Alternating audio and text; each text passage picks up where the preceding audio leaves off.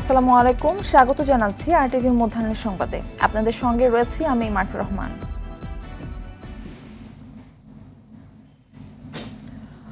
স্বপ্নের পদ্মা বহুমুখী সেতু প্রকল্পের কাজ শেষ হলো। বিকেলে মাওয়ায় সুধী সমাবেশ করে আনুষ্ঠানিকভাবে এর সমাপ্ত ঘোষণা করবেন প্রধানমন্ত্রী শেখ হাসিনা। সুধী সমাবেশ শেষে 2 দিনের গোপালগঞ্জ সফরে যাবেন শেখ হাসিনা।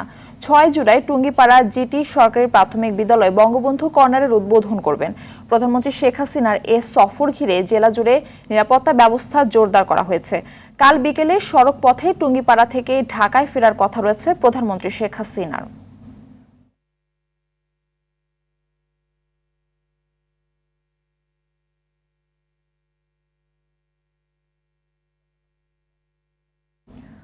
এই মুহূর্তে মুন্সিগঞ্জের মাওয়া থেকে সরাসরি যুক্ত হচ্ছেন শেখ মোহাম্মদ শিমুল। শিমুল, প্রধানমন্ত্রীর সুধী সমাবেশ ঘিরে সেখানে প্রস্তুতি কেমন দেখছেন জানাবেন?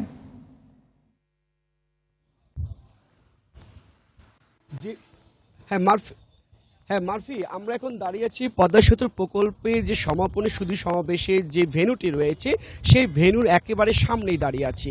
আপনি যেটা আপনি বলছিলেন যে আজকে বিকাল 4টা থেকে 4টা বাজে কিন্তু সুধী সমাবেশের যে প্রধান অতিথি হিসেবে কিন্তু যোগদান করবে প্রধানমন্ত্রী শেখ হাসিনা। আমি যদি একটু ঘুরে দেখে আপনি দেখতে পারবেন যে একেবারে কিন্তু সুধী সমাবেশের ভেন্যু একেবারে প্রস্তুত রয়েছে এবং এর আশপাশে যে সুন্দর নানান রং বেরঙে যে মানে আপনার ফেস্টুন দিয়ে সাজানো হয়েছে। যদিও এই পদ্মা সেতু উদ্বোধনের পর থেকে কিন্তু এই এলাকা কিন্তু একটা নান্দনিক পরিবেশ তৈরি হয়েছিল, তারপরেও আজকে সুধী সমাবেশকে কেন্দ্র করে কিন্তু আরও যে ব্যাপক যে সৌন্দর্য বৃদ্ধির যে জায়গাটি এখন কিন্তু সেটা কিন্তু আসলে এক মানে চোখে লাগার মতো। এবং এই সুধী সমাবেশে কিন্তু সেনাবাহিনী শুরু করে স্পেশাল ফোর্স, পুলিশ, সকল দপ্তরের যে প্রশাসনিক কর্মকর্তারা কিন্তু উপস্থিত রয়েছেন এই নিরাপত্তার বিষয় থেকে শুরু করে। এবং আপনাকে যদি আমি বলে রাখি যে এই পদ্মা সেতু 2001 সালে 4 জুলাই ভিত্তিপ্রস্তর করা হয় এবং 2022 সালের 25 জুন এই স্থানেই কিন্তু পদ্মা সেতু উদ্বোধন করা হয় এবং 26 জুন থেকে কিন্তু সকলের জন্য কিন্তু আপনার চালু করে দেওয়া হয় সেতুটি।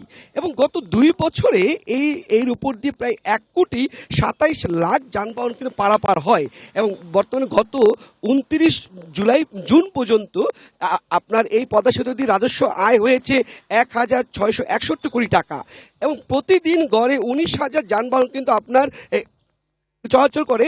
প্রতিদিন প্রায় কিন্তু 2,30,00,000 টাকা কিন্তু এই রাজস্ব কিন্তু আয় হচ্ছে বলে আমরা তথ্য মধ্যে মানে জানতে পেরেছি।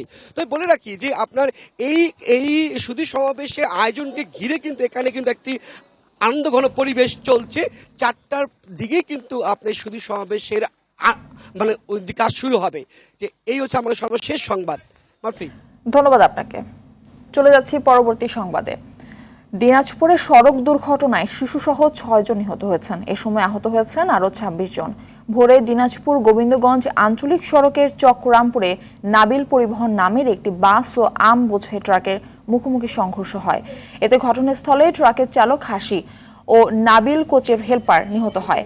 আহত 30 জনকে উদ্ধার করে Dinajpur M Abdur Rahim medical college হাসপাতালে নেওয়া হলে এক শিশুসহ 4 জনকে মৃত ঘোষণা করা হয়। দুর্ঘটনা কবলিত বাস ও ট্রাক পুলিশের হেফাজতে রয়েছে।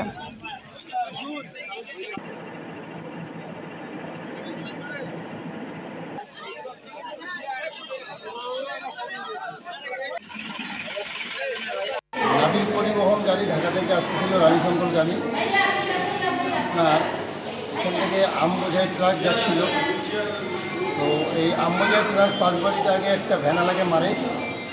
ভয়ে খুব দ্রুত গতিতে গাড়ি চালানোর সময় ওই অপোজিট থেকে আমাদের নাবিল পরিবহন আসছে, মানে কোনো কিছু দেখে নাই, সামনাসামনি সংঘর্ষ। ঢাকা থেকে আসা নাবিল পরিবহন, দিনাজপুর থেকে নাবিল পরিবহন আর আম বোঝাই একটা ট্রাকের মুখোমুখি সংঘর্ষ। আসার পরে প্রায় আহত অবস্থায় 28 থেকে 30 জনকে এম আব্দুর রহিমে নেওয়া হয়েছে। উত্তরাঞ্চলে বাড়ছে বিভিন্ন নদ নদীর পানি। কুড়িগ্রামে ব্রহ্মপুত্র নদের পানি নুনখাওয়া, চিলমারি ও হাতিয়া পয়েন্টে বিপদসীমার উপর দিয়ে প্রবাহিত হচ্ছে। এতে জেলার 6টি উপজেলার 1,000,000 মানুষ পানিবন্দী হয়ে পড়েছে। সিরাজগঞ্জের 2টি পয়েন্টে বিপদসীমার উপর দিয়ে বইছে যমুনা নদীর পানি, ফলে বন্যা কবলিত হয়ে পড়েছে নিম্নাঞ্চল ও চরাঞ্চলের মানুষ। জামালপুরে যমুনা নদীর পানি বেড়ে 3টি উপজেলার নিম্নাঞ্চল প্লাবিত হয়েছে। এই নদীর পানি বাহাদুরাবাদ পয়েন্টে 92 সেন্টিমিটার উপর দিয়ে প্রবাহিত হচ্ছে। যমুনার পানি বিপদসীমার 37 সেন্টিমিটার উপর দিয়ে বইছে টাঙ্গাইলে। পানিবন্দী হয়ে পড়েছেন জেলার ভুইয়াপুর উপজেলায় হাজারো মানুষ। এদিকে সুনামগঞ্জে বন্যা পরিস্থিতি অপরিবর্তিত রয়েছে।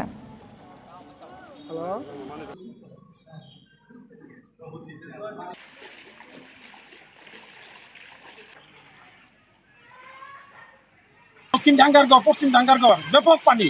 এই পানি 2 দিনের ভিতরে এত ব্যাপক পানি হয়েছে তা বলার মতো না। আর 4 দিন ধরে বাড়িতে পানি, কোনো রান্না বাড়ির ব্যবস্থা নাই, চুলা ঘাট নাই। বাড়ি ঘরে পানি, যে রান্না বাড়ি করা পারতেছে না, আটা চলা খুব কষ্ট। এই মুহূর্তে তো সবচেয়ে বড় সমস্যা হচ্ছে যাতায়াত করা।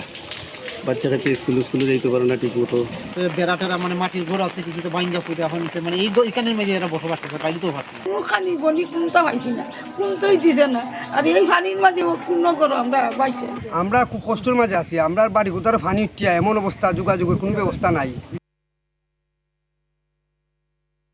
কুড়িগ্রাম থেকে এখন সরাসরি যুক্ত হচ্ছেন সহকর্মী আব্দুল কুদ্দুস চঞ্চল।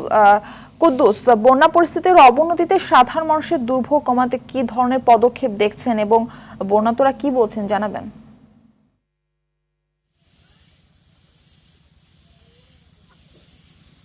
মারফি, আপনাকে জানিয়ে রাখছি যে কুড়িগ্রামের বন্যা পরিস্থিতি কিন্তু আরও অবনতি হয়েছে। বিশেষ করে ব্রহ্মপুত্র নদ যেটি অববাহিকা রয়েছে, বিশেষ করে নাগেশ্বরী, কুড়িগ্রাম সদর, চিলমারি, অলিপুর এবং রৌমারী সহ রাজীবপুর যে রয়েছে, এই অঞ্চল দিয়ে কিন্তু ব্রহ্মপুত্র নদী প্রবাহিত হয়েছে। ফলে এখানকার যে চরাঞ্চল এবং নিম্নাঞ্চল রয়েছে এগুলো কিন্তু পুরোটাই প্লাবিত হয়েছে। আপনাকে জানিয়ে রাখছি যে ব্রহ্মপুত্র নদের পানি কিন্তু হাতিয়া পয়েন্টে সর্বোচ্চ 80 সেন্টিমিটার উপর দিয়ে কিন্তু এখন প্রবাহিত হচ্ছে। ফলে কিন্তু মানুষের বাড়িঘরে তো পানি উঠেছেই, অনেক মানুষ কিন্তু বাড়িঘর ছেড়ে তারা কিন্তু উঁচু স্থান এবং ফ্ল্যাট সেন্টারে অবস্থান গ্রহণ করছেন। তো আমি খোঁজখবর নিয়ে জেনেছি যে বিশেষ করে 4 থেকে 5 দিন পর্যন্ত কিন্তু অনেক মানুষ পানিবন্দী অবস্থায় রয়েছে। তো হিসেব মোতাবেক দেখা যাচ্ছে যে 1.25 লক্ষ মানুষ কিন্তু এই সমস্ত এলাকার 30টি ইউনিয়নের মানুষ কিন্তু পানিবন্দী অবস্থায় রয়েছে 4 থেকে 5 দিন। তারা কিন্তু অনেকটি দুর্বিষহ জীবনযাপন করছেন। অনেকে বাড়িঘর ছেড়ে উঁচু স্থানে গেলেও অনেকে আবার বাড়িতে পাহারা দেওয়ার জন্য তারা কিন্তু বাড়িতে রয়ে গেছে। তারা কিন্তু মাচান পেতে বা নৌকায় বসবাস করছে। ফলে কিন্তু তাদের বিশুদ্ধ পানি এবং খাবারের সংকট রয়েছে, পাশাপাশি গবাদি পশুর খাবারের সংকটও রয়েছে। প্রশাসনের পক্ষ থেকে যেটি বলা হয়েছে যে বন্যার্তদের জন্য ত্রাণ বিতরণ কার্যক্রম চালু হয়েছে এবং অনেকাংশে অনেক জায়গায় আমরা দেখেছি ত্রাণ বিতরণ চলমান রয়েছে। তো প্রশাসন বলেছে যে এ পর্যন্ত 500 মেট্রিক টন চাল এই বন্যার্তদের জন্য বরাদ্দ দেওয়া হয়েছে, যেগুলো চলমান রয়েছে। আর পানি উন্নয়ন বোর্ড যেটি জানিয়েছে যে আগামী 72 ঘন্টা পর্যন্ত কিন্তু পানি বৃদ্ধি পেতে পারে, ফলে কিন্তু বন্যার আরও অবনতি ঘটতে পারে। তো এই ছিল আমার কাছে কুড়িগ্রামে বন্যা নিয়ে সর্বশেষ খবরাখবর। মারফি, ধন্যবাদ আপনাকে। বাজারে আরও চাপে নিম্ন ও মধ্যবিত্ত। সপ্তাহের ব্যবধানে প্রায় সব ধরনের চালের কেজিতে বেড়েছে 3 থেকে 5 টাকা। 65 টাকার মিনিকেট বিক্রি হচ্ছে 70 টাকা দরে। 55 টাকার বিয়ার 28 এখন 58 টাকা, আর 75 টাকার নাজির শাইল বিক্রি হচ্ছে 80 টাকায়। কেজিতে 10 টাকা বেড়ে পেঁয়াজের দাম উঠেছে 100 টাকা।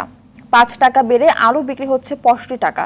তবে কিছুটা কমেছে ব্রয়লার মুরগি ও ডিমের দাম। গেল সপ্তাহে 190 টাকার ব্রয়লার মুরগি বিক্রি হচ্ছে 175 থেকে 180 টাকা, আর ডজনে 10 টাকা কমে ডিম বিক্রি হচ্ছে 140 টাকা। তবে টানা বর্ষণের অজুহাতে বাজারে চড়া সবজির দাম।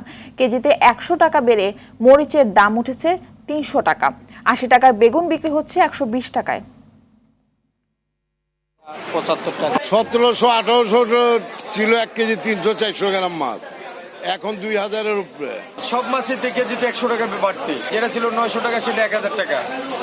আর ট্যাংরা মাছ 800 টাকা বেচছি, 1000 টাকা কেজি ট্যাংরা মাছ বিক্রি করতেছি। গেছে সপ্তাহে আলু 55 টাকা 56 টাকা ছিল, এই সপ্তাহে আলু 60 টাকা। এই সপ্তাহে পার কেজি চালে 3 থেকে 4 টাকা বাড়ছে। এমনও চাল আছে 1 কেজি চালে 10 টাকাও বাড়ছে। বর্ষার কারণে সব কিছু তো দরকারের দাম বাড়তি, যেমন মরিচ ভালো জাতেরটা 300 টাকা কেজি, আর নর্মালটা 280, 260 এরকম। ঠাকুরগাঁওয়ের বালিয়াডাঙ্গি উপজেলার নাগরভিটা সীমান্তে বিএসএফ এর গুলিতে মোহাম্মদ রাজু মিয়া নামে এক বাংলাদেশি মৃত্যু হয়েছে। গেল রাতে উপজেলার নাগরভিটা সীমান্তে এই ঘটনা ঘটে। বালিয়াডাঙ্গি থানার ওসি ফিরোজ কবির জানান, রাতে নাগরভিটা সীমান্তে 376 নম্বর পিলার এলাকায় বিএসএফ এর ছোড়া গুলিতে ঘটনাস্থলে রাজুর মৃত্যু হয়। এই ঘটনায় দুই দেশের সীমান্ত বাহিনীর মধ্যে পতাকা বৈঠকের আহ্বান করা হয়েছে বলে জানান ঠাকুরগাঁও 50 বিজিবির অধিনায়ক লেফটেন্যান্ট কর্নেল তানজির আহমদ। নিহত রাজু উপজেলার গড়িয়ালি গ্রামের হবিবুর আলীর ছেলে।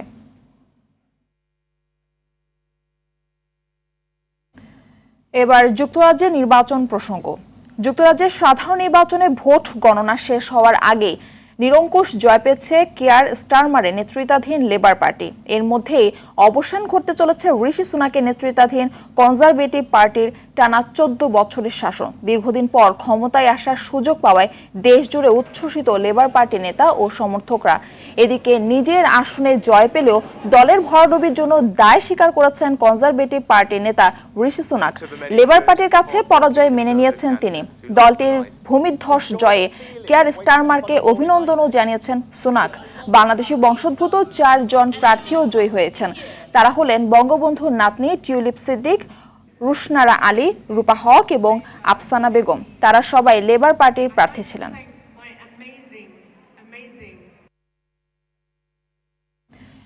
এই মুহূর্তে লন্ডন থেকে আমাদের সঙ্গে সরাসরি যুক্ত হচ্ছেন আমাদের সহকর্মী সরোয়ার হোসেন। সরোয়ার, যুক্তরাজ্যের ক্ষমতা রদবদলে এই মুহূর্তে দেশটির সার্বিক পরিস্থিতি কেমন দেখছেন এবং পাশাপাশি নির্বাচনে বিজয়ী হওয়া বাংলাদেশি বংশোদ্ভূতদের সম্পর্কেও জানাবেন।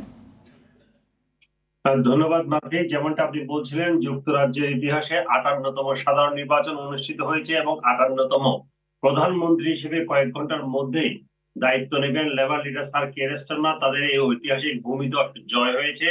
সর্বশেষ যে তথ্য আমার কাছে আছে তাতে দেখা যাচ্ছে লেবার দল 11 পর্যন্ত 410টি আসনে বিজয় লাভ করেছে এবং কনজারভেটিভ পেয়েছে 116টি আসন, লিবডেম পেয়েছে 70টি আসন, এসএনপিজিডি স্কটিশ ন্যাশনাল পার্টি তারা পেয়েছে 8টি আসন এবং যে অন্যান্য দলগুলো বাকি আসনগুলো পেয়েছে। এবং এই বিজয়টা অনেকটাই যে সব জনমত জরিপ ছিল সবগুলোতেই এরকমই বলা হয়েছিল এবং সেই ধারণা অনুযায়ী আসলে বিজয়টা হয়েছে। তবে এখানে বলে রাখি 4 বাংলাদেশি বংশোদ্ভূত এমপি যারা আগেও এমপি ছিলেন লেবার দলের, বঙ্গবন্ধুর নাতনি টিউলিপ সিদ্দিকী, রোশনারা আলী, রূপা হক এবং আফসানা বেগম তারা আবারও জয় পেয়েছেন। তবে রোশনারা আলীর চরম প্রতিদ্বন্দ্বিতার মুখে পড়েছিলেন। 1600 ভোটের ব্যবধানে তিনি বিজয় লাভ করেছেন। পাশাপাশি আরেকটা জিনিস যেটি বলে রাখি সেটা হচ্ছে সাবেক প্রধানমন্ত্রী লিজ ট্রাস তিনি পরাজিত হয়েছেন। এছাড়া কনজারভেটিভ দলের আরো কয়েকজন হেভিওয়েট প্রার্থী, তার মধ্যে কয়েকজন সদ্য সাবেক যেটি হবে ঋষি সুনাক সরকার তার মন্ত্রী ছিলেন, প্রতিমন্ত্রী ছিলেন, এরকম ছিলেন, তারাও কিন্তু এখানে পরাজিত হয়েছেন। প্রধানমন্ত্রী ঋষি সুনাক তিনি জাতির কাছে ক্ষমা চেয়েছেন কনজারভেটিভ দলের পরাজয়ের জন্য এবং বিজয়ী দল লেবারকে অভিনন্দন জানিয়েছেন। আর লেবার দলের নেতা স্যার কিয়ার স্টারমার তিনি বলেছেন এখন থেকেই পরিবর্তন হবে। লেবার দলকে তিনি যেভাবে পরিবর্তন করেছেন ঠিক একইভাবে দেশকে তিনি পরিবর্তনের পথে এগিয়ে নিয়ে যাবেন। কনজারভেটিভ দলের যে অর্থনৈতিক দুরবস্থা ছিল সেগুলো তিনি কাটিয়ে ওঠার জন্য চেষ্টা করবেন। এই ছিল মোটামুটি এখানকার সার্বিক অবস্থা। মারপিট। ধন্যবাদ আপনাকে। মধ্যাহ্নের সংবাদ এ পর্যন্তই। সবশেষ সংবাদ জানতে যে কোনো মোবাইল ফোন থেকে 2414 নম্বরে ডায়াল করুন। দুপুরের সংবাদ 2:45 দেখার আমন্ত্রণ রইল। ধন্যবাদ সবাইকে।